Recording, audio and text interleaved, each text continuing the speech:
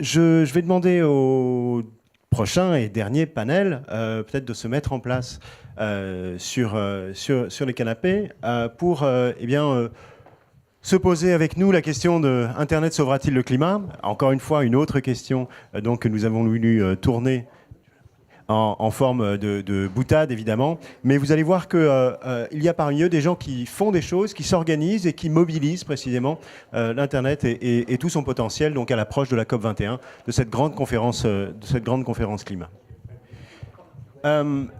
Parmi les intervenants qu'on veut vous présenter et qui vont nous parler, donc, là encore, de ces enjeux climat. D'abord, Christophe Aguiton, parce que c'est Christophe qui va, au fond, un peu donner le rythme de cette courte table ronde et à qui j'ai demandé s'il accepte de nous donner un peu un panorama, ses impressions donc, sur la façon dont s'organise cette mobilisation. Christophe est un militant de longue date, c'est aussi un scientifique et il est aujourd'hui l'un des animateurs de la coalition climat.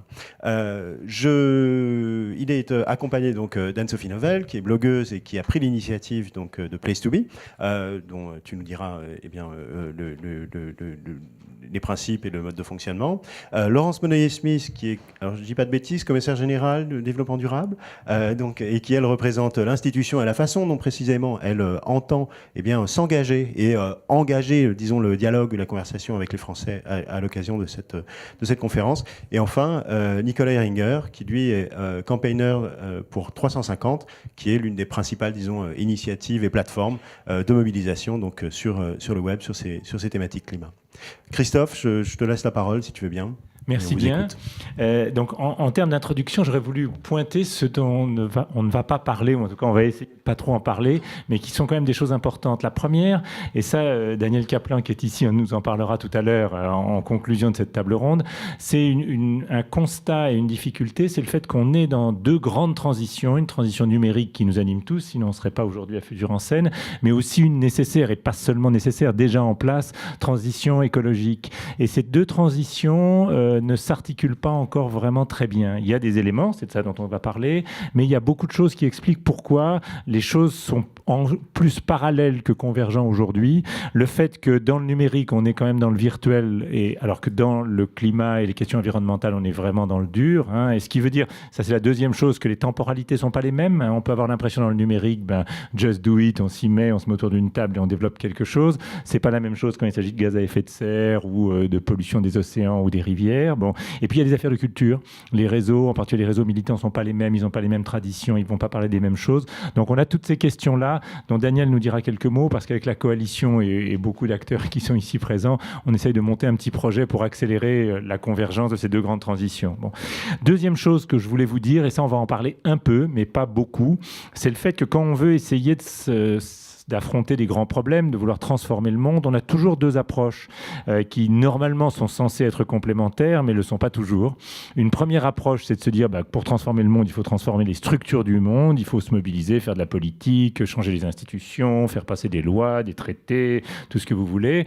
Et puis, et ça c'est ce que les pédagogistes ou les féministes nous ont appris depuis très longtemps, si on n'est pas capable de changer aussi nos comportements, c'est pas tellement utile de faire passer des lois parce que les choses ne changeront pas vraiment. On le sait en pédagogie, et là aussi les féministes nous l'ont beaucoup dit et nous le rappellent régulièrement à juste titre. Sur les questions environnementales, c'est encore plus vrai, et c'est encore plus vrai quand on est sur environnement et numérique. Le nombre d'applis qui portent sur comment avoir un transport plus écolo, comment limiter ses émissions de gaz à effet de serre, etc., se multiplie. C'est très utile. On ne va pas trop en parler aujourd'hui. Ça peut venir dans la discussion, mais ce n'est pas le sujet central de la table ronde. Donc on va parler plutôt des mobilisations et de ce qu'on va essayer de faire sur les négociations climatiques, puisque c'est ça le débat d'aujourd'hui. Alors deux mots, c'est ce que Clémence me demandait ce matin, sur la COP, parce que vous n'êtes pas tous forcément au courant de ce qui se joue et ce qui se fait aujourd'hui.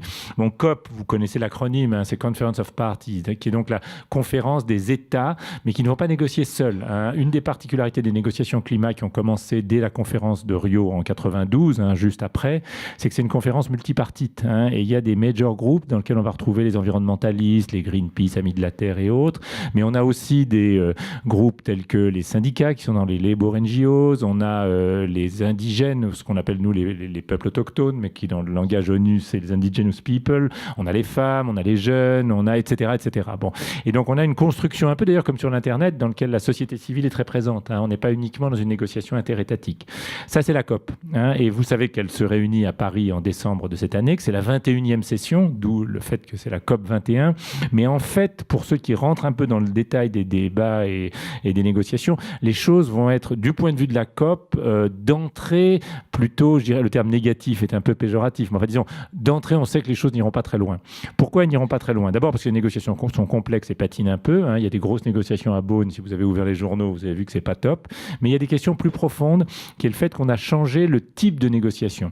Au tout début, il y avait un principe qui est théoriquement toujours là, mais qui s'affaiblit un peu, qui était l'idée que le climat, c'est la responsabilité commune des États et des peuples de la Terre, mais que les responsabilités sont différenciées et que les pays riches portent plus de responsabilités, puisqu'en fait, ils émettent des gaz à effet de serre depuis 1 siècle et demi environ, et puis ils continuent à en émettre beaucoup, alors que quand vous êtes au Burkina Faso, en Haïti ou dans les petites îles du Pacifique, vous n'en produisez que très peu. Et donc l'idée, c'était que ce soit ces pays-là, donc nous, qui produisions l'essentiel des efforts et qui produisent aussi les fonds nécessaires à l'adaptation des économies et des sociétés des pays les plus pauvres, mais aussi de leur permettre la réduction, eux aussi, des gaz à effet de serre, de leur émission de gaz à effet de serre. Bon. Ça, c'était le principe. Et l'accord de Kyoto, qui maintenant, qui va se terminer bientôt, portait ce principe en son cœur, hein, puisque c'était les États riches qui devaient diminuer leurs émissions de gaz à effet de serre. Tout ça a changé pour plusieurs raisons. D'abord parce que les États-Unis ne veulent pas de ce principe, ils ne veulent pas d'un accord contraignant. Aussi parce que d'autres États qui, en 92, émettaient relativement peu, comme la Chine, sont aujourd'hui les premiers contributeurs. La Chine émet 32%, hein, quasiment le double des États-Unis.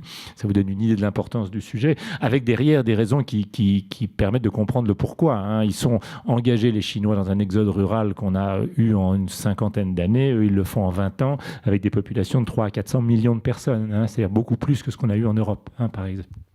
Donc des choses qui sont tout à fait considérables.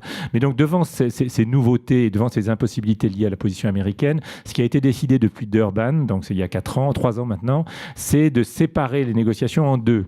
Il y a d'un côté ce qui ne relève pas vraiment de la négociation, ce qu'on appelle dans le langage onusien des INDC, hein, ne me demandez pas ce que veut dire l'acronyme, vous le retrouverez sur Internet, et qui sont simplement l'annonce par les États de leur contribution à la réduction des gaz à effet de serre.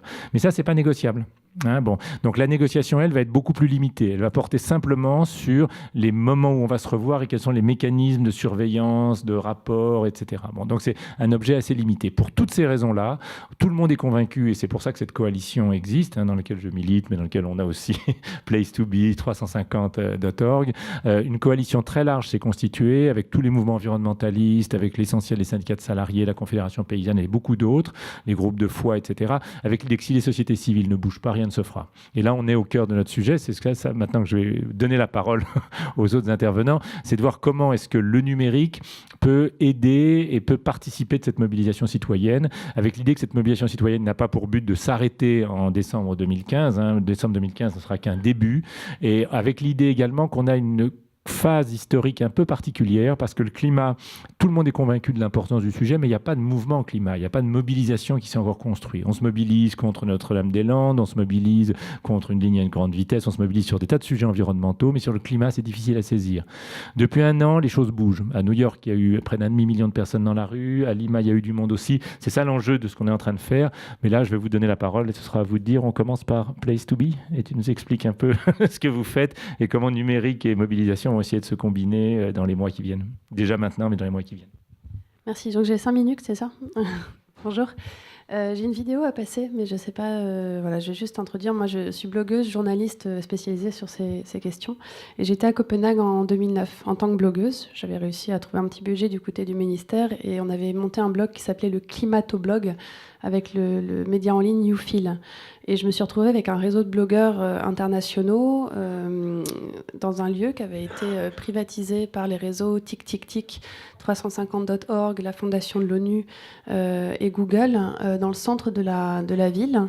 Ils avaient appelé ça le Fresh Air Center, et c'était un lieu d'activisme 2.0, comme ils l'avaient appelé. Donc j'ai eu un vécu très fort à cette époque. J'ai vécu les négociations de Copenhague de l'intérieur de cette manière, à rencontrer Naomi Klein, Georges Monbiot, Kumi Naido, qui est le DG de Greenpeace, ou les Yes Men, qui sont les activistes. Enfin, vraiment des rencontres très très riches. Et il y a plus d'1 an, je me suis dit pourquoi on ne referait pas la même chose à Paris, mais avec tout le recul qu'on a depuis Copenhague, avec toutes les désillusions qu'on a eues et toute la créativité que le numérique et les médias nous permettent aujourd'hui. Parce que moi, mon constat est qu'on a déjà fait tous les constats sur l'état de la planète, qu'on a déjà un certain nombre de solutions qui existent, et que le problème est qu'on n'arrive pas à changer les mentalités et à opérer un changement de vision. On n'arrive pas à mettre une grille de lecture verte sur le monde. Et je pense que les médias et tous les supports qu'on a d'expression aujourd'hui, on doit s'approprier la culture qui est la nôtre pour essayer de changer la donne. Donc ça sera un peu l'ambition de Place to Be. Et le B, il est là pour blogueur, bottom-up, tout ce qui est ascendant. Il n'y a pas de planète B où il faut un plan B, mais c'est aussi pour le B de RERB qui va nous emmener au Bourget, mais aussi le B, je suis désolée, mais le B de Bellucci's, qui est le lieu qu'on a trouvé en septembre dernier, qui est une auberge de jeunesse, que vous allez voir dans la vidéo, une auberge de jeunesse qui est située à Gare du Nord. Donc c'était le meilleur endroit qu'on pouvait trouver, c'est-à-dire à 1/4 d'heure du Bourget. Une auberge de jeunesse qui a tout de suite aimé le projet, qui a dit je ne prends aucune réservation sur cette période, on vous fait un tarif intéressant, donc là il y a 10% jusqu'à lundi, je vous le dis, les réseaux intéressés. Et donc les 600 lits vont pouvoir accueillir blogueurs, journalistes, photographes, dessinateurs, codeurs web, écrivains, artistes, newsgamers. Là, je parlais avec des auteurs de jeux vidéo tout à l'heure au-dessus. Voilà, tous ceux qui ont un mode d'expression, de narration et qui pourraient utiliser toute leur culture et leur savoir-faire pour les mettre au service de ce challenge. On va lancer les challenges dimanche, de changer les imaginaires et de parler de ce sujet différemment. On sait qu'il y a des problèmes d'alimentation, qu'on consomme trop de viande. On sait que l'alimentation végane est une bonne réponse, mais on n'arrive pas à montrer que c'est quand même une alimentation saine, meilleure, parce qu'on a culturellement ancré dans notre tête qu'il faut manger de la viande. Voilà, donc je vous montre juste la petite vidéo dans laquelle vous allez pouvoir voir une partie de l'équipe, parce qu'on est 20 aujourd'hui, avec beaucoup de sponsors et une grande partie de contributeurs. Il y a plus de 450 personnes dans la dynamique sur un groupe privé sur Facebook. Et on a sorti ce teaser il y a 2 jours, en anglais, avec notre bel accent français, pour expliquer un petit peu ce qu'est Place to Be. Il manque le son.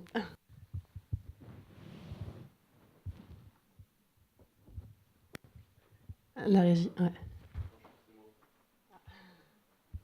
Donc voilà, c'est une petite vidéo.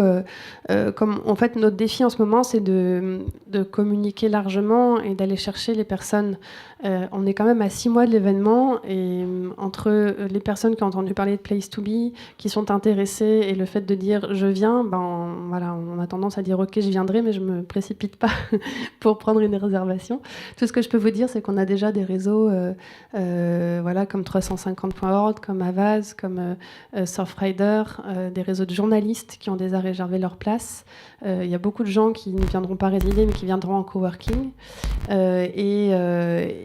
Sinon, on peut laisser défiler sans la musique, c'est dommage, mais ça vous donne un aperçu du lieu qui est assez magique, en fait, avec une grande verrière. Voilà. Et donc, les chambres permettront d'avoir des pôles par chambre. Et chaque jour, à Place to Be, il y aura plusieurs choses. Il y aura des points d'étape le matin sur que va-t-il se passer dans Paris. On va pousser les gens hors les murs. Ils pourront aller voilà, au Bourget, dans les lieux que va prendre la coalition climat, au Grand Palais, à la Gaîté Lyrique, il y aura aussi des choses. Bon. Ils pourront rester sur place s'ils le désirent, connectés dans un espace de coworking, nourrir leur blog, nourrir leur site d'information. Ils pourront voilà, participer à des ateliers qui vont être organisés dans ce qu'on appelle la Creative Factory pour l'instant, Story Lab, où là on va mixer des compétences pour répondre à ces fameux challenges en utilisant des outils, des formats innovants. Et l'idée, bien entendu, c'est d'arriver à des livrables qu'on pourra diffuser dans les médias partenaires. Et après, le soir, il y aura une conférence émission télé qui sera tournée sur place, diffusée bien entendu en direct. On aura une radio aussi. Et on va écrire une programmation comme autant de chapitres d'un livre de cette nouvelle histoire pour essayer de prendre du recul sur pourquoi le message ne passe pas et qu'est-ce qu'on peut faire aujourd'hui pour parler de ces sujets autrement. Et donc tout ça sera filmé, bien entendu, diffusé largement. Et on va bien entendu aussi faire intervenir des artistes, des musiciens, des gens qui font de l'improvisation, du théâtre ou qui veulent s'exprimer de manière autre. Merci pour votre attention. Merci à toi.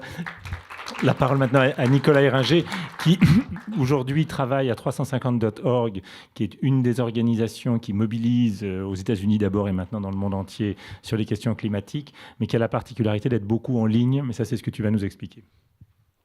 Ouais, donc, bonjour, donc moi je travaille effectivement pour 350.org. 350.org, on est environ une centaine de personnes à travailler au quotidien donc sur nos campagnes, nos mobilisations, etc.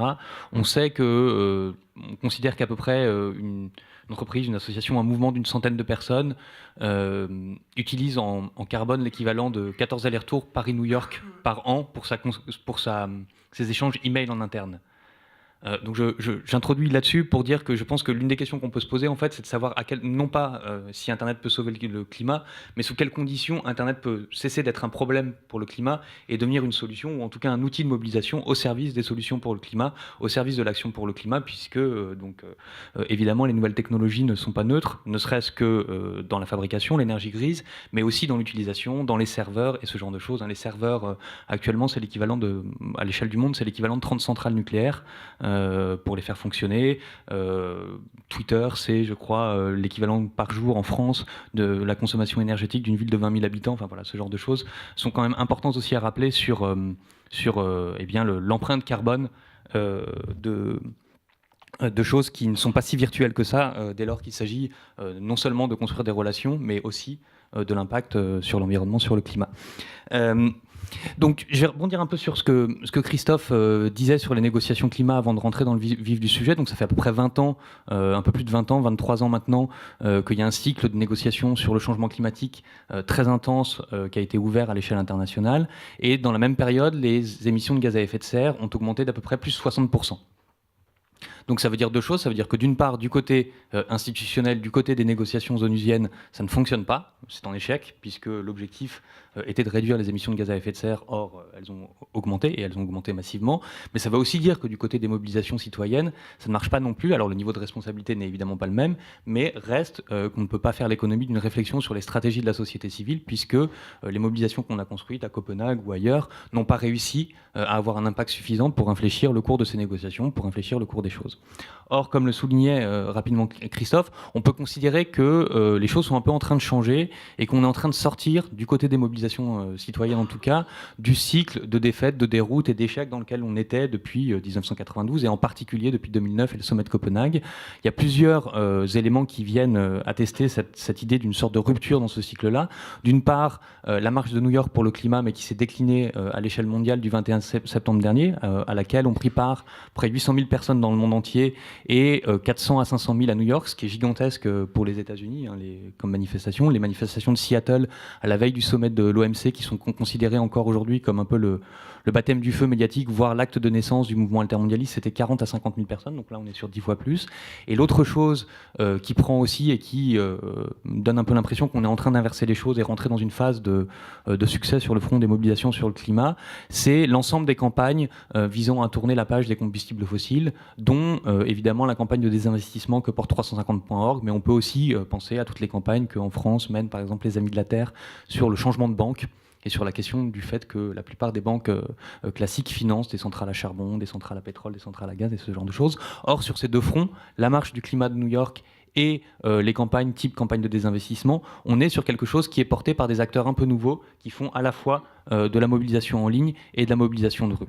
Or, c'est précisément l'émergence de ces nouveaux acteurs qui peut permettre d'expliquer pourquoi est-ce qu'on est en train de sortir de cette phase un peu de cette phase d'échec pour entrer dans une phase un peu plus vertueuse. L'idée qui est à la base de la marche de New York, de la marche des peuples pour le climat, c'était de dire pour tout changer, on a besoin de tout le monde. Et l'arrivée de nouveaux acteurs type donc 350.org, Avaz, dans lesquels on peut aussi rajouter Some of Us, Change ou d'autres, mais qui n'étaient eux pas présents dans la préparation de la marche de New York, a été clairement décisif justement pour qu'il y ait tout le monde. C'est-à-dire qu'il y a eu un élargissement assez inédit dans la marche pour le climat de New York qu'il n'y avait jamais eu dans les mobilisations citoyennes sur le climat jusqu'à présent. C'est-à-dire qu'on avait effectivement les syndicats, les organisations environnementales que l'on retrouve habituellement dans ce genre d'événements, encore que les syndicats, c'est pas toujours acquis. Il y avait les mouvements sociaux un peu classiques de type, alors en France ça va être Attac, aux États-Unis c'est tous ceux qui militent pour la justice économique. Il y avait, et ça c'est aussi un acquis de cette marche-là, ce qu'on appelle les mouvements de base ou les personnes affectées directement par le changement climatique. Et puis il y avait tout un tas de citoyennes et citoyens qui ne seraient jamais venus à une marche si la mobilisation ne s'était pas construite à la fois dans des formes de publicité classiques et par de la pub sur les réseaux sociaux et de la mobilisation en ligne. Or, ces nouveaux mouvements ont une capacité, ont des marges de manœuvre et une liberté que n'ont pas les mouvements classiques, que n'ont pas les syndicats, que n'ont pas les autres organisations qui, alors c'est une chance qu'elles ont évidemment, mais ça vient aussi avec une lourdeur.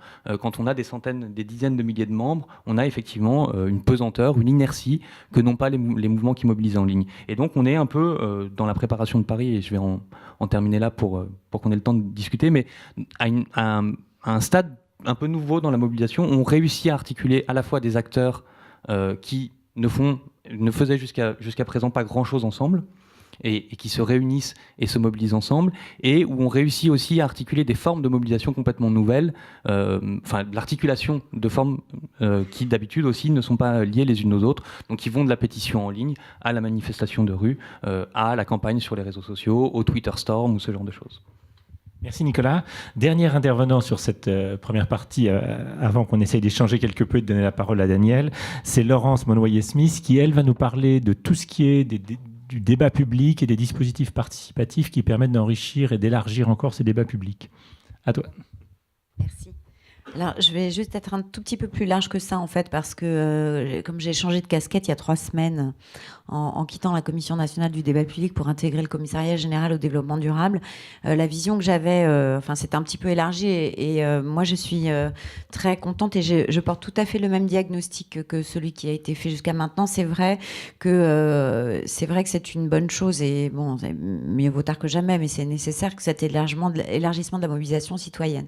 Dans la conception qu'on a de notre rôle, qui est un rôle un petit peu difficile à tenir pour l'État et l'administration qui est en voie de modernisation, est toujours en voie de modernisation, enfin ce coup-là on peut espérer qu'on avance un peu, qui est de dire finalement le rôle, quel peut être le rôle de l'État dans le cadre de la mobilisation de la société civile. C'est évidemment, à mon sens, et tel qu'on l'implémente là aujourd'hui, c'est de dire nous avons intérêt à être un facilitateur.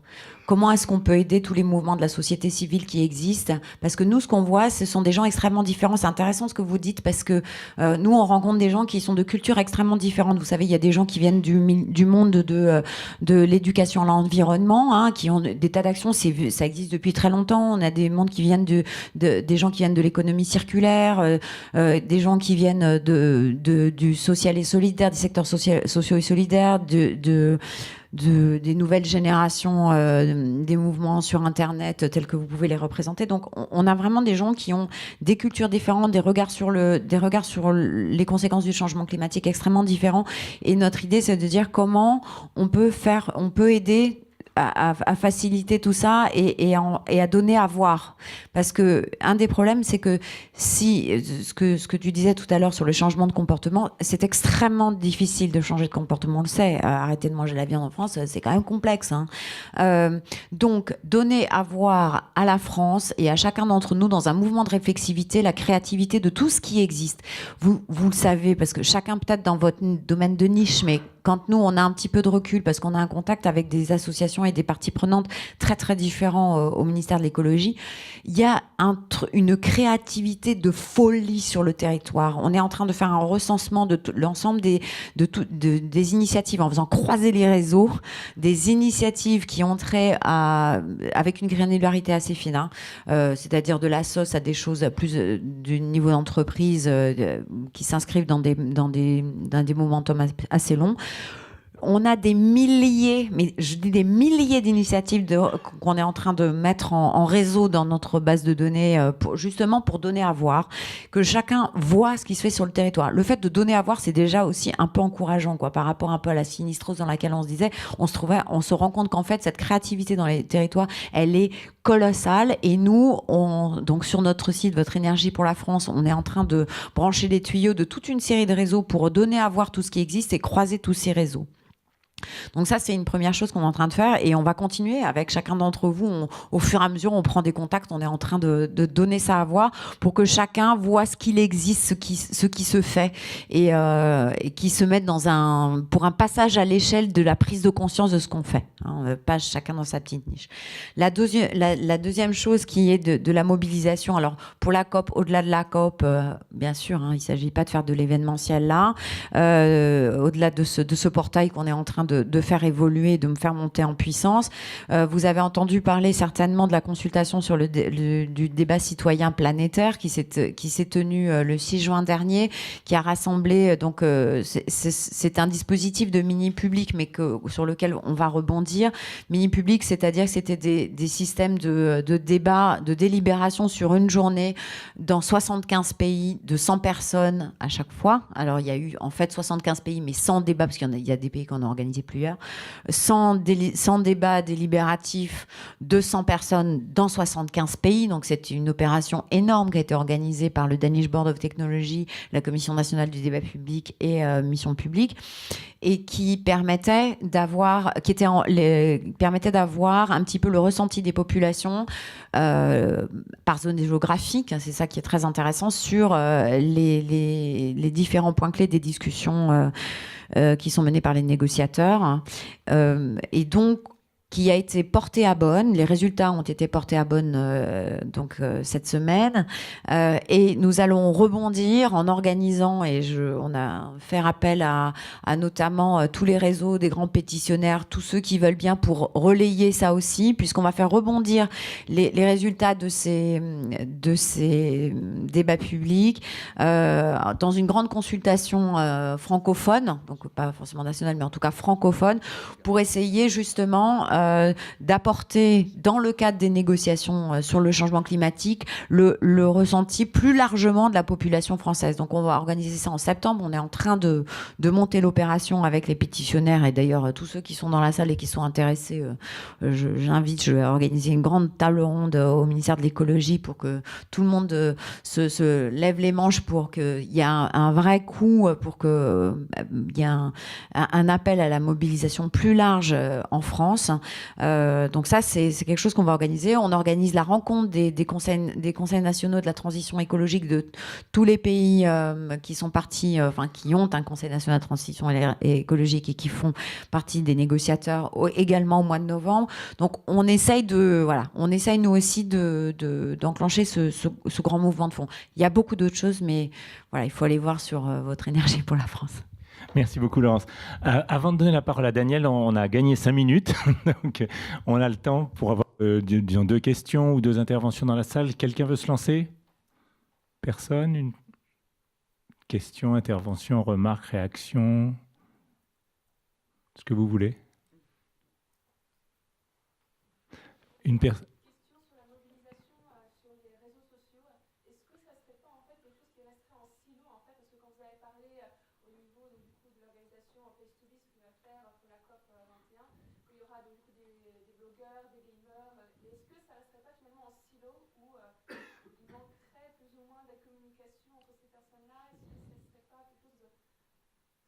Qu'on ne pourrait pas transcender en fait, ce serait en fait fondamentalement lié à la mobilisation sur le web, qui ne pourrait pas être vraiment fait sur le web.